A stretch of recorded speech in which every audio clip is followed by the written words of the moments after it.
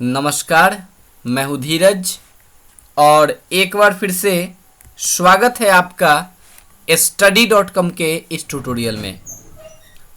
दोस्तों, यदि आपने अभी तक हमारे चैनल को सब्सक्राइब नहीं किया है तो प्लीज़ सब्सक्राइब कर लीजिए, क्योंकि इससे फ़ायदा ये होगा कि जब भी मैं कोई नया वीडियो अपलोड करूँगा तो उसका नोटिफिकेशन आपको आपके ईमेल बॉक्स में मिल जाएगा। और यदि आपने सब्सक्राइब कर लिया है तो कुछ इस तरह सब्सक्राइब लिखा हुआ आएगा और उसके बगल में ये घंटे का चित्र होगा। इस घंटे पे क्लिक ज़रूर कीजिएगा। अगर नहीं कीजिएगा तो फिर कोई नोटिफिकेशन नहीं आएगा सब्सक्राइब करने के बाद भी, ठीक है? तो घंटे पे क्लिक करना ना भूलिएगा। चलिए, आज हम लोग शुरू करते हैं अपना चैप्टर, जिसका नाम है भारत माता ग्रामवासिनी। 10th क्लास में ये चैप्टर है। 10th क्लास के पोएट्री में भी ये चैप्टर है और 12 में भी 50 मार्क्स हिंदी में ये चैप्टर पढ़ना है। नाम बस अलग है। 12 क्लास में इस चैप्टर का नाम हो गया है भारत माता ग्रामवासिनी, और जबकि 10th क्लास में इस चैप्टर का नाम था भारत माता। ये चैप्टर लिखा हुआ है सुमित्रा नंदन पंत के द्वारा, ठीक है? चैप्टर ये लिखा हुआ है सुमित्रा नंदन पंत के द्वारा। तो हमेशा की तरह हम लोग सबसे पहले लेखक के बारे में जानेंगे, उसके बाद चैप्टर शुरू करेंगे। देखिए, लेखक जो हैं, ये लेखक का पिक्चर सुमित्रा नंदन पंत। इनका जन्म हुआ था 20 मई 1900 ईस्वी में और इनकी मृत्यु हो गई थी 29 दिसंबर 1977 ईस्वी में, ठीक है? 20 मई 1900 ईस्वी में इनका जन्म हुआ था और 29 दिसंबर 1977 ईस्वी में इनकी मृत्यु हो गई थी। तो आगे के स्लाइड में जानते हैं इनके बारे में थोड़ा सा और। सुमित्रा नंदन पंत के अगर जन्म की बात करें तो इनका जन्म हुआ था, उत्तरांचल का नाम आपने सुना होगा। नहीं सुना है उत्तरांचल का नाम? उत्तरांचल उत्तराखंड को कहते हैं। तो उत्तराखंड में एक ज़िला है बागेश्वर ज़िला। ऐसे आपका जो बुक है उसमें ज़िला का नाम कुछ दूसरा दिया हुआ है ना? शायद अल्मोड़ा दिया गया है बुक में ज़िला का नाम, लेकिन अभी फिज़िकली मैंने इसको नेट पे सर्च लिया। 10th में भी मैंने देखा और 12 में भी, तो उसमें ज़िला का नाम अल्मोड़ा दिया गया है। लेकिन अगर इसको आप देखिएगा, नेट पे सर्च मारिएगा, कौसानी जो गांव है ये किस ज़िले में पड़ता है, तो ये पड़ता है बागेश्वर ज़िले में, ठीक है? तो इसमें कंफ्यूज मत होइएगा।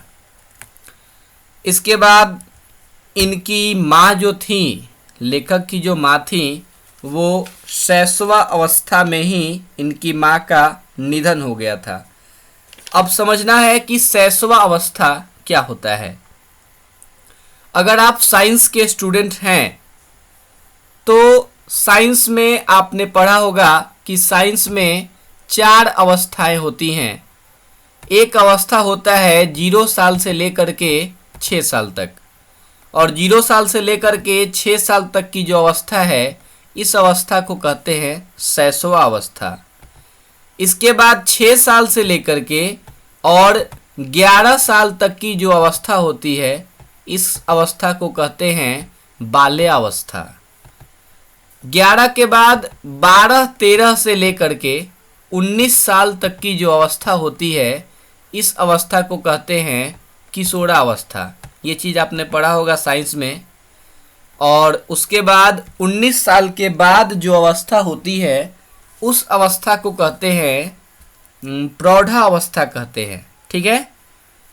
लेकिन ये जो शैशवा अवस्था था, मीन्स जब लेखक का उम्र 0 से लेकर के 6 साल के बीच में था, जब लेखक इन्फेंसी में थे, उस समय इनकी माँ का निधन हो गया, इनकी माँ का स्वर्गवास हो गया। और उसके बाद से पिता और दादी ने इनको पाला। और ये जो है एक छायावादी लेखक थे, है ना? छायावादी लेखक में ऐसे तो चार लेखक हैं, लेकिन उन 4 लेखकों में ये भी छायावादी लेखक के 4 प्रमुख लेखक हैं, जिसमें रामधारी सिंह दिनकर भी शायद आते हैं, और उसमें जो है ये आपके सुमित्रानंदन पंत भी हैं। चलिए इसके बाद जानते हैं कि कौन सी प्रमुख रचनाएं की गई थी इनके द्वारा। तो एक उच्छ्वास करके रचना हुई थी 1922 ईस्वी में पंत जी के द्वारा। उसके बाद एक और रचना हुआ पल्लव 1928 ईस्वी में। एक और रचना आया ग्रंथि, ग्रंथि के बाद गुंजन, उसके बाद एक और आया युगांत। और ये जो कविता है इनकी एक ग्राम्या करके एक जो है कविताओं की जो है कविताओं का कलेक्शन आया, संग्रह आया, और उसी ग्राम्या से ये कविता लिया गया है। ठीक है, ऐसे और भी बहुत सारी रचनाएं इनकी आई थी। अगर आप अपने बुक में देखिएगा तो ये दिया हुआ है कला और बूढ़ा चांद, उसके बाद ज्योत्सना नाटक दिया गया है, स्वर्ण किरण दिया गया है, बहुत सारी रचनाएं हैं। इसको आप लोग एक बार थोड़ा देख लीजिएगा बुक में, क्योंकि ये 7.5 नंबर का आता है समरी लिखने के लिए, समरी लिखने के लिए। ठीक है, चलिए समझते हैं स्टेंजा नंबर 1, कविता का पहला अनुच्छेद समझते हैं। और दिया गया है भारत माता ग्रामवासिनी खेतों में फैला है श्यामल। कहने का मतलब है कि भारत माता जो है वो गांवों में वास करती हैं। भारत माता की जो आत्मा है वो गांवों में वास करती है, और खेतों में श्यामल फैला हुआ है, खेतों में हरियाली फैली हुई है। लेकिन यहीं पे एक बात तो आप ये सोच करके रखिए कि ये कविता जो लिखी गई है ये अंग्रेजों के टाइम की कविता लिखी हुई है। जब हमारे देश में अंग्रेजी शासन था उस समय किसानों के ऊपर क्या अत्याचार हो रहे थे उनको देखते हुए ये सुमित्रानंदन पंत ने ये कविता लिखा हुआ है। तो कविता में ये कहते हैं कवि कि भारत माता की जो आत्मा है वो गांवों में वास करती है और खेतों में फैला है श्यामल। किसानों ने जो खेत लगाए हैं वो जो खेत उनका है, उन्होंने खेत लगाया नहीं, सॉरी, जो उनका खेत है उस खेत में श्यामल फैला हुआ है, हरियाली फैली हुई है। लेकिन वहीं निगेटिव पहलू को बताते हैं सुमित्रानंदन पंत जी कि धूल भरा मैलासा आंचल।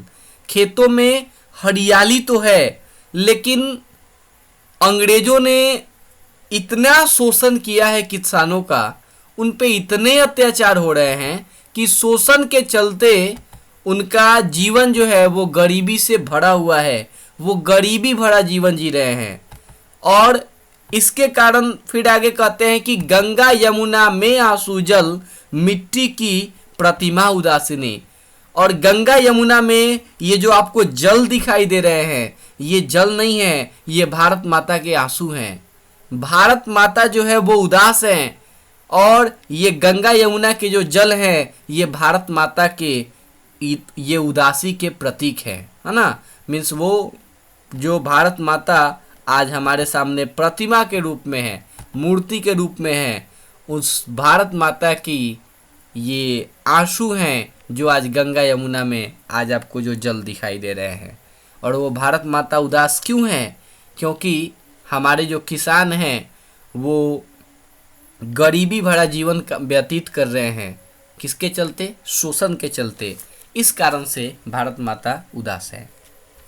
अगला स्टेंजा हम लोग देखते हैं। अगला स्टेंजा कहता है कि दैन्य जड़ित अपलक्नत चितवन। दैन्य का मतलब होता है गरीबी। मीन्स भारत माता के जो संतान है वो उनके पास इतनी गरीबी है कि अपलक का मतलब होता है एक टक, ये नत का मतलब होता है झुका हुआ, और चितवन का मतलब हुआ है दृष्टि। तो इतनी गरीबी है, उनके ऊपर इतना अन्याय हो रहा है कि उस अन्याय के कारण वो जो है कुछ विरोध भी नहीं कर पा रहे हैं, वो विरोध नहीं कर पा रहे हैं किसान। और वो अब इस अन्याय को झुकी हुई दृष्टि से देख रहे हैं और अधरों में चीर नीरव रोदन। और वो नीरव, नीरव का मतलब होता है निःशब्द, बिना बोले हुए, कुछ बिना विरोध किए हुए, वो भीतर ही भीतर जो है किसान रो रहे हैं। निःशब्द जो है, बिना बोले हुए वो रोदन कर रहे हैं, रो रहे हैं। कहता है कि युग युग के तम से विषन्न मन, उनका मन जो है, उनका ये जो दुख है किसानों का, ये दुख अभी का नहीं है, ये दुख युग युग से चला आ रहा है, सदियों से उनका ये मन जो है वो तम से विषन्न है, अंधेरों से भरा हुआ है और उनके जीवन में कहीं प्रकाश की कोई किरण दिखाई नहीं दे रही है। उनके ऊपर जो ये अत्याचार हो रहे हैं, उस अत्याचार से निकलने का कोई रास्ता उनको दिखाई नहीं दे रहा है, जिसके कारण उनका मन जो है वो विषन्न है। और इस कारण से वो किसान अपने घर में होकर भी अपने घर में नहीं है। अब मान लीजिए कि कोई आप जो है अपने घर में ही हैं और आप पे कोई बाहर वाला शासन कर रहा है, तो क्या आप कह पाओगे कि आप फ्री हो, आप अपने घर में हो? ऐसा आप नहीं कर सकते। तो इस कारण से वो अपने ही घर में प्रवासिनी बने हुए हैं। अब जब ये भारत माता की जो संतान हैं, जब ये खुद प्रवासिनी बने हुए हैं, जब ये खुद प्रवासी बने हुए हैं, तो क्या भारत माता नहीं बनी हुई है प्रवासिनी? भारत माता भी अपने घर में प्रवासिनी ही बनी हुई है। अच्छा, ये जो वर्ड है प्रवासिनी का मतलब क्या होता है? प्रवासिनी का मतलब होता है अपने घर में ही बेगाना होना। अपने घर में, आप अपने घर में हो और आप अपने घर में अपनी मर्जी का कुछ नहीं कर सकते हो, तो आप क्या हो? अपने ही घर में प्रवासी बने हुए हो। ऐसे प्रवासी जो वर्ड है इसका तो मतलब अलग होता है। जैसे कभी कभी होता है कि अगर साइंस के हिसाब से देखा जाए तो प्रवासी पक्षी हमारे देश में आते हैं, है ना। वो दूसरे देश के पक्षी जब वहाँ पे ऋतु परिवर्तन होता है तो वो जो है हमारे देश में आ जाते हैं और उन पक्षियों को कहा जाता है प्रवासी पक्षी, ठीक है। लेकिन यहाँ पे प्रवासी कहने का मतलब है कि भारत, यहाँ शासन खुद का नहीं है, यहाँ पे शासन अंग्रेजों का है और किसान जो है चुपचाप इस अन्याय को देख रहे हैं, वो कुछ कर नहीं पा रहे हैं, जिसके कारण यहाँ लेखक कहता है कि वो अपने ही घर में प्रवासी बने हुए हैं। फिर आगे कवि कहते हैं कि 30 कोटि संतान नग्नतन, 30 कोटि, 30 करोड़, भारत माता के 30 करोड़ संतान जो है नग्न तन है। नग्न तन कहने का मतलब है कि उन 30 करोड़ संतानों को पहनने के लिए कपड़े नहीं हैं। नग्न का मतलब कपड़ा रहित, है ना। जब आप कपड़े नहीं पहनिएगा तो उस समय आप नग्न हैं। अब इसका एग्जैक्ट हिंदी मेरे दिमाग में भी नहीं आ रहा है। नग्न का मतलब ऐसे वही होता है जब आप कपड़े नहीं पहनिएगा, नंगे समझ जाइए नग्न का मतलब। तो भारत माता के 30 करोड़ संतान जो हैं नग्न तन हैं, अर्धक्षुधित, और उनकी क्षुधा जो है, उनकी जो भूख है वो भी पूरी नहीं हो पा रही है।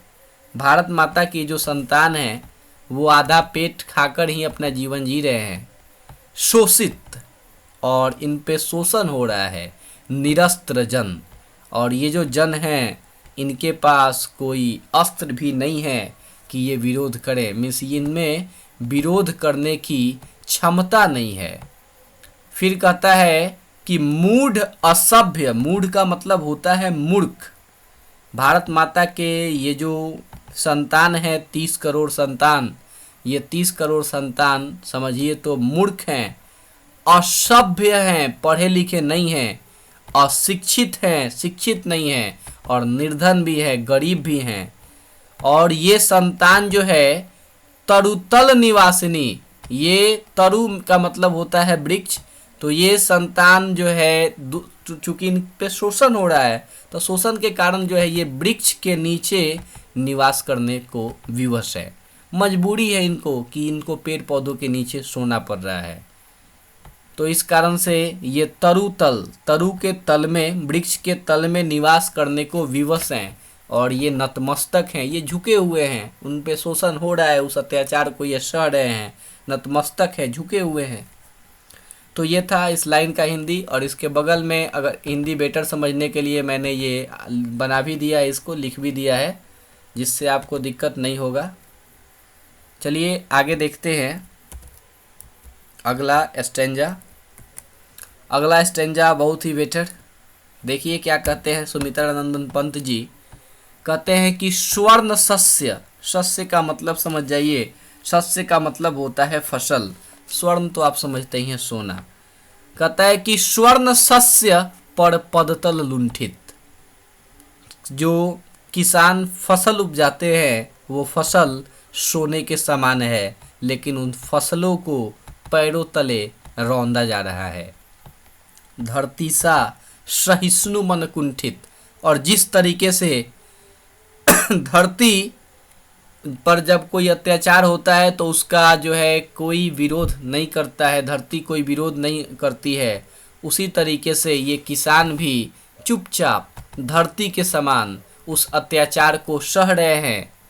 फिर कहता है क्रंदन कंपित अधर मौन स्मित। अधर का मतलब होता है होठ, होठ जो है वो कांप रहे हैं, इतना शासन हो रहा है किसानों पे कि होठ जो है कांप रहे हैं, होठ मौन हो गए हैं, एकदम चुप्पी छा गई है होठों पे। और वो स्मित, स्मित का मतलब मुस्कान हो गया है, उनकी मुस्कान पे समझिए तो चुप्पी छा गई है ना, होठ जो है। और साथ ही साथ एक और प्रॉब्लम यहाँ पे हो रहा है क्या कि राहु ग्रसित शरदेन्दु हासिनी, शरद पूर्णिमा के चांद की तरह अब चमक उन किसानों पे नहीं रह गई है।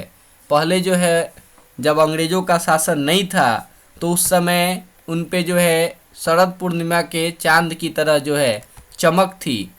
शरद पूर्णिमा आप लोग समझते हैं क्या होता है? शरद एक ऋतु का नाम है ना। भारत में अगर संस्कृत के हिसाब से देखा जाए तो 6 ऋतुएं होती है ना।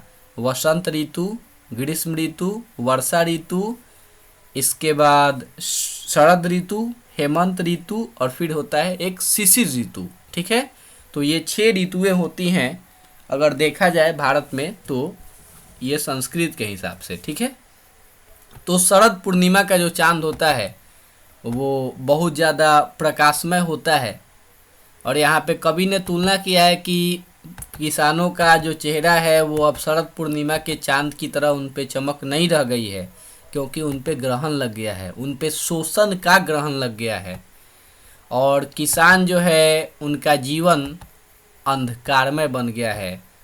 जिस तरीके से सूर्य को राहु का ग्रहण लग जाता है, उसी तरीके से इन किसानों पर भी अब ग्रहण लग गया है। आया समझ में? तो ये था आपका स्टेंजा। इस फिगर के माध्यम से आप देख सकते हैं कि किस तरीके से ये इस वाले फिगर में कि यहाँ जो फसल है, ये वाला फसल ये सोने के समान चमक रहा है, लेकिन वो पैरों के तले वो फसल कुचला जा रहा है, किसान अफसोस कर रहा है। और ये आपका शरद पूर्णिमा का चांद है, देखिए कितना चमकीला चांद है शरद पूर्णिमा का, लेकिन इस चांद पे क्या हो गया है? ग्रहण लग गया है। ठीक है, इसके बाद अगला हम लोग लाइन जो है देखेंगे। अगला लाइन कहता है चिंतित भ्रिकुटी क्षितिज तिमिरांकित। किसानों की जो भौहें हैं उन पर चिंता की लकीरें हैं, मीन्स भौहों से साफ साफ चिंता झलक रही है। और उन कहता है साथ ही साथ कि क्षितिज तिमिरांकित, और क्षितिज में अंधकार जो है भरा हुआ है, छाया हुआ है। क्षितिज क्या होता है?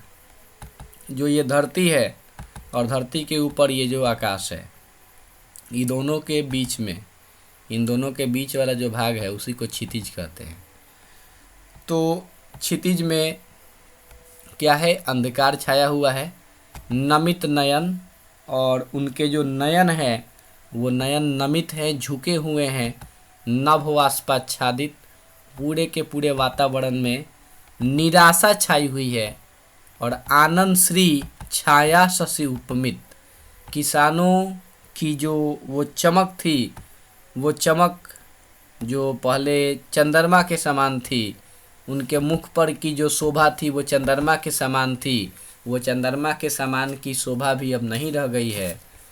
ये वो भारत है जहाँ पे गीता जैसे पवित्र ग्रंथ की रचना हुई थी, लेकिन उतने पढ़े लिखे लोग आज वहाँ उस गीता जैसे बड़े धर्म ग्रंथ के रचना करने वाले लोग जो है आज मूर्ख हो गए हैं, समझिए मूढ़ हो गए हैं, उनके वो अज्ञान से घिरे हुए हैं और ये सारे के सारे चीज़ शोषण के कारण हो रहा है। तो ये चीज़ बताया है सुमित्रा नंदन पंत ने। यह है श्रीमद् भागवत गीता, हिंदुओं का पवित्र ग्रंथ। चलिए लास्ट स्टेंजा देखते हैं इस कविता का, जिसमें दिया गया है सफल आज उसका तप संयम।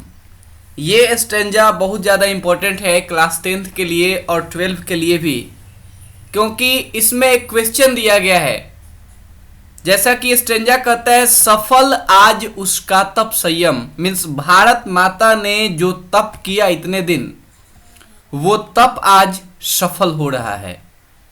पिला अहिंसा अस्तन्य सुधोपम, भारत माता ने हम लोगों को सुधा के समान, अमृत के समान अपने स्तन से अहिंसा का पान कराया है, अहिंसा पिलाया है। अमृत के समान अहिंसा पिलाया है भारत माता ने हम लोगों को। किस लिए? हमारे मन से भय को और भ्रम को दूर करने के लिए। और भारत माता का ये किया गया कार्य आज सफल हो रहा है। हो सकता है आपके एग्जाम में ये क्वेश्चन पूछ दिया जाए कि भारत माता का जो तप संयम है वो सफल क्यों हो रहा है या फिर कैसे हो रहा है। तो देखिए, भारत ही एक ऐसा देश है जिसने अभी तक विश्व बंधुत्वता के राहों में जो है बांधने का एक बेड़ा उठाया हुआ है। भारत के यहाँ से ये निकला हुआ था वसुधैव कुटुंबकम, पूरा विश्व ही एक परिवार है। और आज जो है ऐसा लग रहा है भारत माता ने हम लोगों को ये अहिंसा का जो पाठ पढ़ाया है, ये भले ही पाठ गांधी जी के द्वारा दिया गया है, गांधी जी के द्वारा करने का मतलब है कि भारत माता के एक संतान के द्वारा है, ठीक है। तो भारत माता ने हमें ये जो अहिंसा का पाठ पढ़ाया है, उस पाठ से हम लोग भय से मुक्त हो गए हैं, भ्रम से मुक्त हो गए हैं और हमारा जीवन जो है विकास के तरफ अग्रसर हो रहा है। इसलिए भारत माता का जो ये तप है वो आज सफल हो गया है और भारत माता हमारे जीवन को विकास करने वाली है। वो जग जननी है, वो जीवन विकासनी है। तो इस तरीके से अगर ये वीडियो आपको अच्छा लगा तो लाइक कीजिए, कमेंट कीजिए, शेयर कीजिए। Thank you so much for watching this video.